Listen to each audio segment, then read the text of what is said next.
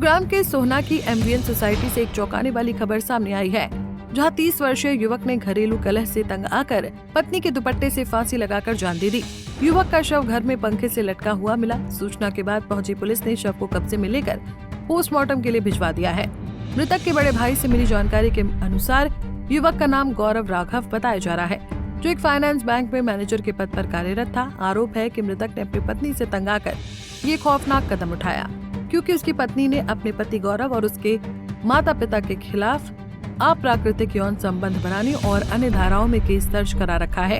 फिलहाल वो कई दिनों से दोनों बच्चों को लेकर अपने मायके गई हुई थी और वो गौरव को उसके बच्चों से बात भी नहीं करने देती थी, जिससे मानसिक रूप से प्रताड़ित होकर उसने ये कदम उठाया। मेरा भाई गौरव कुमार, जिसने बहुत समस्या से जूझ कर लड़ाइयों से, मतलब पारिवारिक लड़ाई से बीवी के साथ समस्या जूझकर आज अपनी आत्महत्या कर ली है।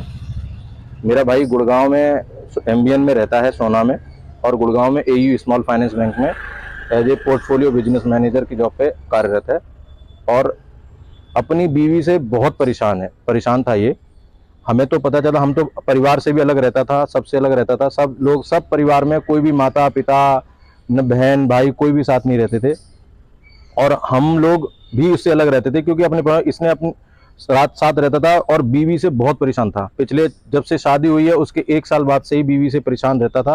पर लेकिन क्या है कि वो अपनी जिंदगी को काटने के लिए वो थोड़ा सा समस्याओं को सुलझकर जी रहा था। इससे पहले भी कोई झगड़ा हुआ था? बहुत झगड़ा हुआ है सर, कोर्ट तक केस चला गया है। इसने 377 की धारा भी करवा रखी, जो कि केस अभी वापस नहीं लिया इसने। ठीक है साहब, मेरे पिताजी के ऊपर भी, मेरी माता के ऊपर भी इन्होंने कार्रवाई कर रखी, जिसमें इसके रीता, जो इसकी वाइफ है मेरे भाई की, गौरव कुमार की, उसकी वाइफ और उसका बाप और माँ, ये सब लोग शरीक हैं उसमें।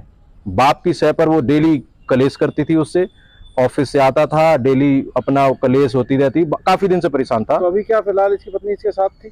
अभी नहीं थी, 6 दिन से साथ नहीं थी। जो कल मेरी इससे रात को बात हुई है, इसने मुझे खुद बोला कि भैया 6 दिन से वो मेरे साथ नहीं है, बच्चों की याद आती है, बच्चों से बात नहीं कराती है और बोल रही है कि तुम तो बहाने करते रहते हो, तुम तो ये करते रहते हो, मरना है तो मर जाओ, मेरे को कोई फर्क नहीं पड़ता। तो मानसिक रूप से प्रताड़ित करती थी? बहुत ज्यादा प्रताड़ित करती थी, बहुत ज्यादा, एक लेवल, एक्सट्रीम लेवल पार करती थी।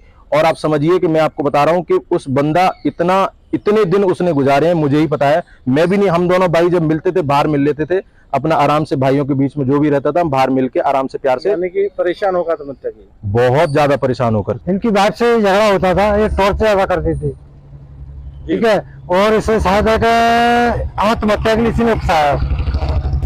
बच्चों से मिलाती नहीं थी, बात होती थी, मेरे से खूब 11 बजे मिला, मेरे को ऐसी मालूम नहीं थी कि क्या करेगा ये क्या नहीं करेगा, कुछ भी पता नहीं। आपके कब इससे मुलाकात बेटे? रात 11 बजे। अच्छा, हाँ, तो आपको कुछ बताया है, घर वाली परेशान करती है, तो मैंने कोई बात नहीं, आप अगर बैठ के कोई नहीं, गुस्सा में चली गई तो आ जाएगी मेरी।